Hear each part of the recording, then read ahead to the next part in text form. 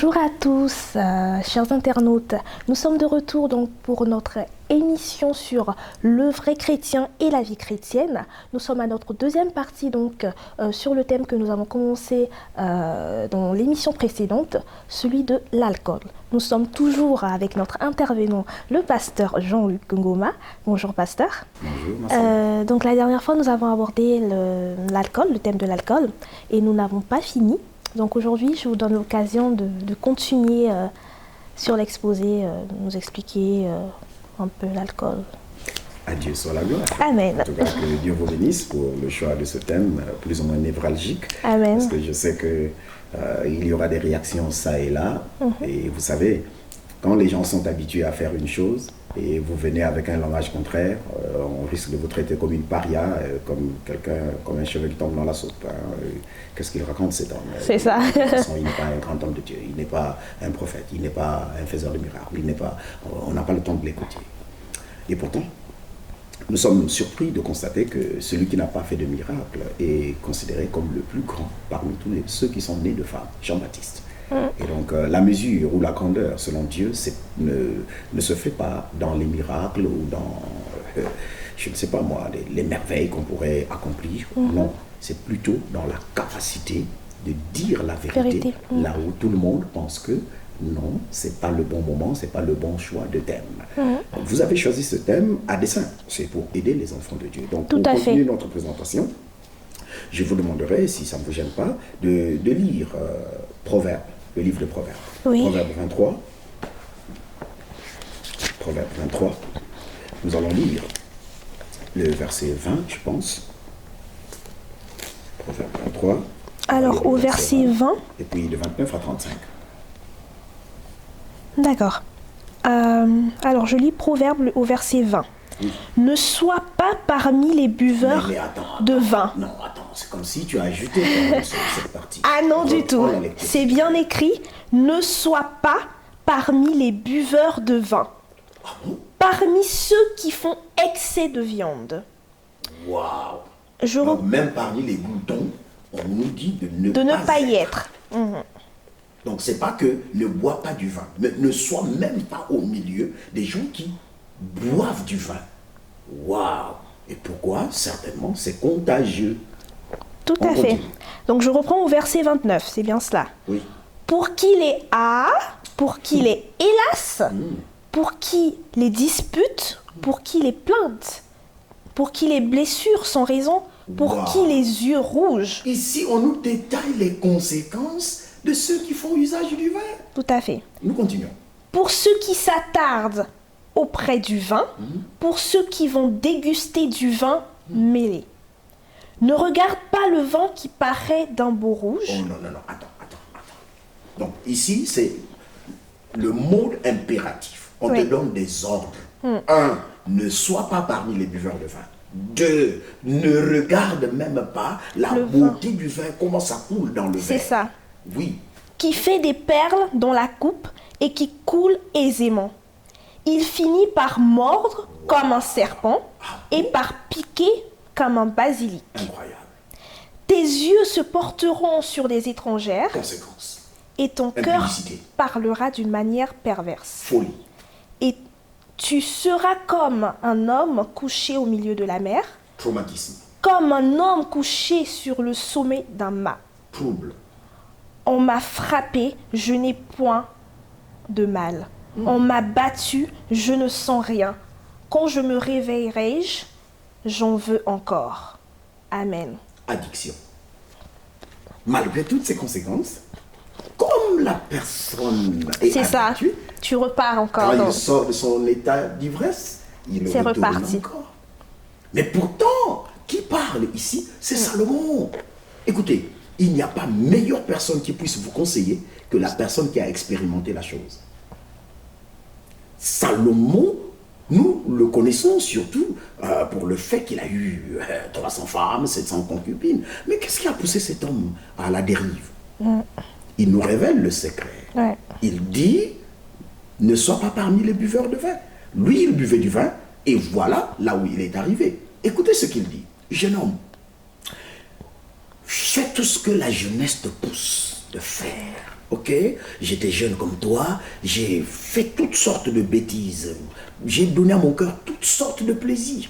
Mais sache qu'à la fin, Dieu te conduira en jugement. Yeah. Et c'est le grand discoureur qui a commencé son discours de l'Ecclésiaste par la conclusion.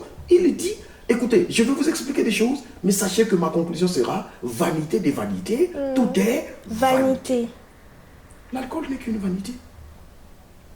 Ça te pousse à l'impudicité, tu poses les yeux sur des femmes étrangères, tu parles de façon insensée, tu as un courage, je ne sais pas, que tu as loué dans l'effervescence.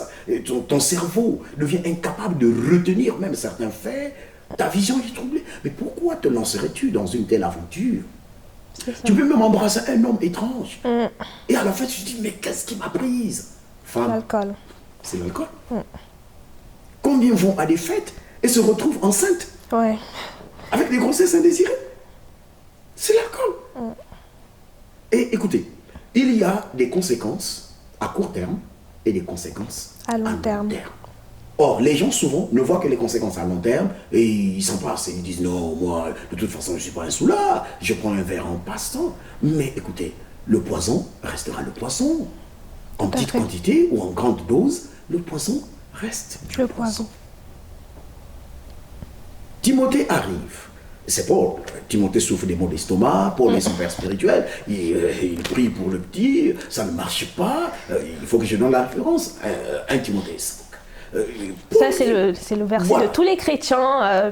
Paul donc dit, après lui avoir imposé les mains, après avoir prié, l'enfant ne guérissait pas, le pasteur Timothée ne guérissait pas. Qu'est-ce que Paul reçoit? Il reçoit une révélation que pour ton mal d'estomac, et c'est bien écrit ainsi, pour ton mal d'estomac, fais un peu d'usage de vin quand tu manges. Écoutez les amis, nous n'allons pas faire d'un rhéma un logos. Ah oui. Il y a une grande différence entre le logos, ce qui est écrit, et le rhéma, ce qui est révélé. Le rhéma, c'est une révélation spéciale à un moment spécial pour une situation spéciale. Est-ce que tous ceux qui souffrent des maux d'estomac doivent consommer de l'alcool pour être guéris?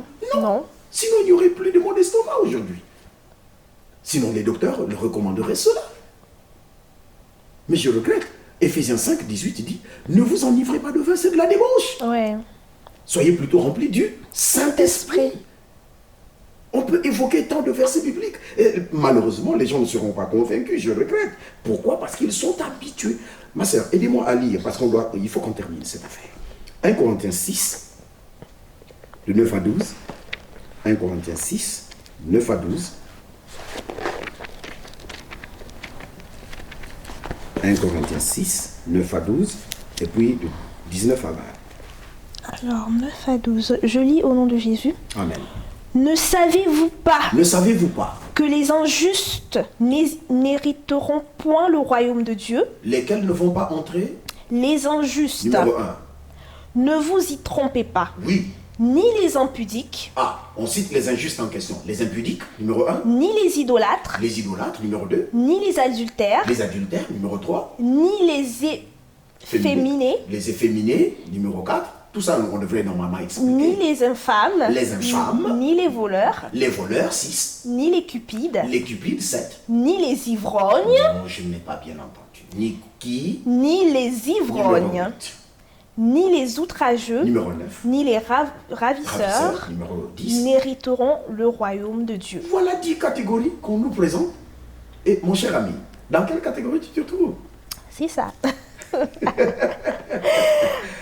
Écoute, tu peux gagner le monde entier, mais si tu perds le ciel, je regrette. Ce sera trop malheureux pour toi. Parce que sur la terre, pendant que tu prends du vin, c'est pour un petit temps. Mais l'éternité, où est-ce que tu la passeras? Tout à fait. Cause du vin, à cause d'un plaisir de la chair. Parce que le vin, il faut qu'on se le dise, le vin satisfait ton cœur, ta chair. C'est pas ton esprit, c'est même pas ton âme. Ton âme est satisfaite par la parole de Dieu. Amen. Tout et à non fait. pas le vin. C'est pas la viande, c'est pas le vin, c'est pas le sexe. Non. Ces choses, nous devons veiller. Que Dieu soit loué. Continue, 19 à 20. 19 à 20.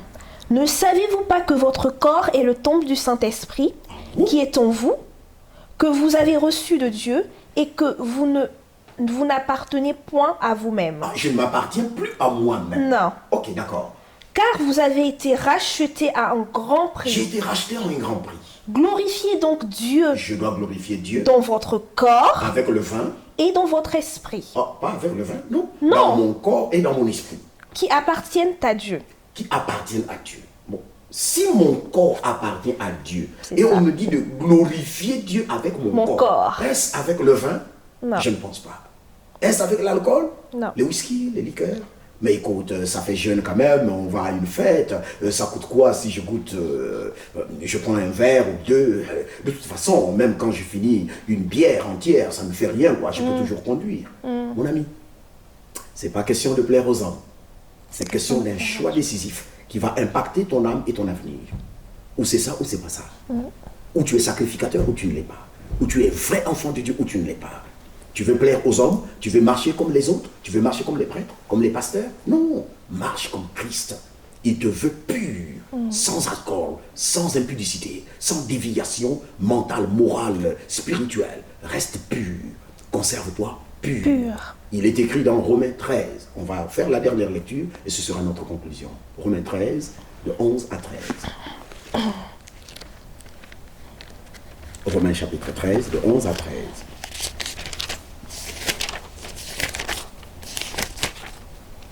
Alors, Romains chapitre. Romains chapitre 13, 11 à 13.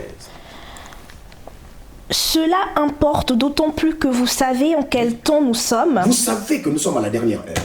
C'est l'heure de vous réveiller enfin C'est l'heure du de vous sommeil. réveiller, enfants de Dieu. Ne continuez pas à dormir dans l'alcool, dans les plaisirs de ce monde. Vous vous faites amis du monde, vous deviendrez ennemis Ennemis de de Dieu. Dieu. Continue, ma soeur.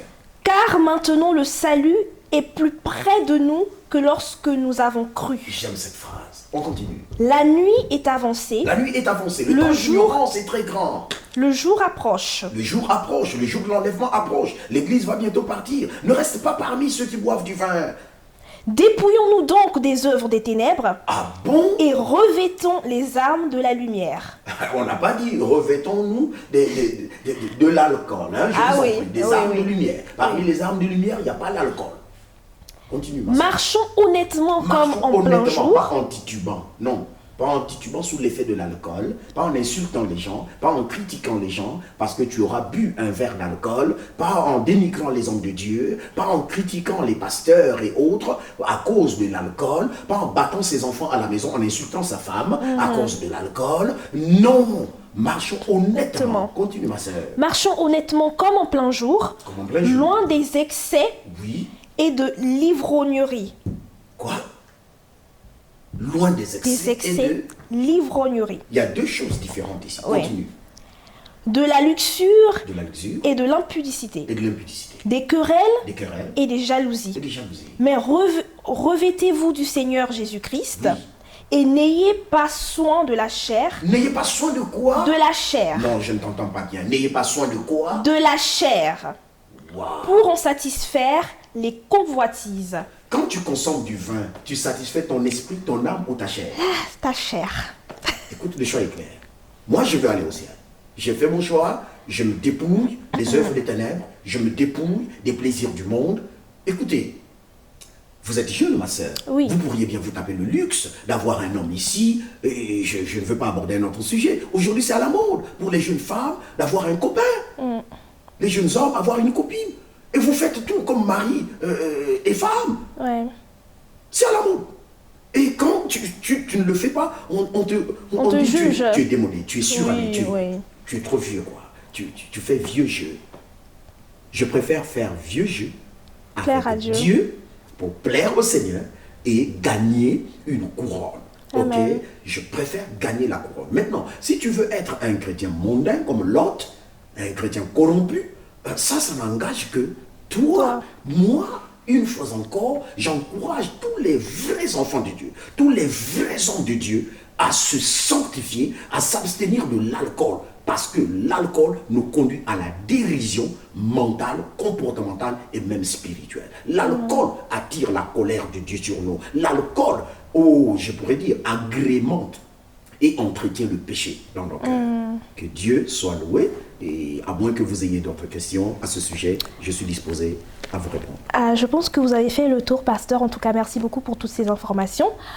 Gloire au Seigneur. Et si vous pouvez donner un conseil à des personnes qui souhaitent en sortir, parce que je sais que c'est pas difficile, c'est pas facile, pardon, de sortir de quelque chose à laquelle on est déjà habitué. Si on est habitué à prendre de l'alcool tous les jours, comment aider ces personnes qui souhaitent s'en sortir dans ce domaine pour arrêter la consommation d'alcool? Ok, c'est vraiment une bonne question. En français, on dit à chasser le naturel, il revient au galop. Et on ajoute même que l'habitude est une seconde nature. Or, nous avons un Dieu qui est capable de changer notre nature.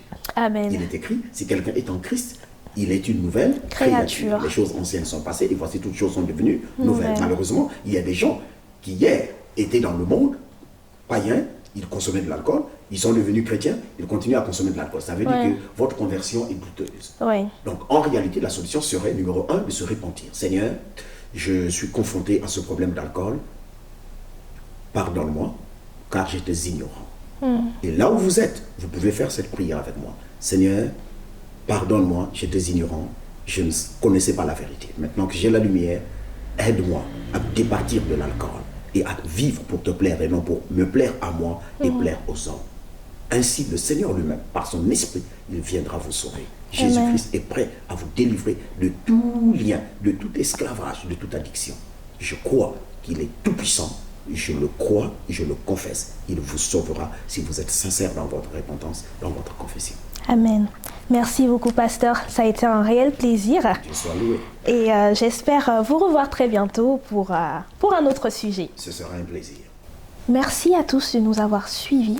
Vous avez été avec nous depuis la première partie sur le thème de l'alcool et vous avez pu constater avec nous qu'on a abordé l'alcool depuis la Genèse jusqu'à l'Apocalypse et on a en tiré comme leçon que l'alcool était mauvais, qu'un chrétien ne pouvait pas en consommer. Permettez-moi de conclure avec un verset. Donc, nous sommes dans le livre de Romains 12. Je vais lire donc du 1er au 2e verset. La Bible nous dit « Je vous exhorte donc, frères, par les compassions de Dieu, à offrir vos corps comme un sacrifice vivant, saint, agréable à Dieu, ce qui serait de votre part un culte raisonnable. Ne vous conformez pas au siècle présent, mais soyez transformés par le renouvellement de l'intelligence, afin que vous discerniez quelle est la volonté de Dieu, ce qui est bon, agréable et parfait. Que ceux qui ont des oreilles entendent ce que l'Esprit dit aux églises. À très bientôt.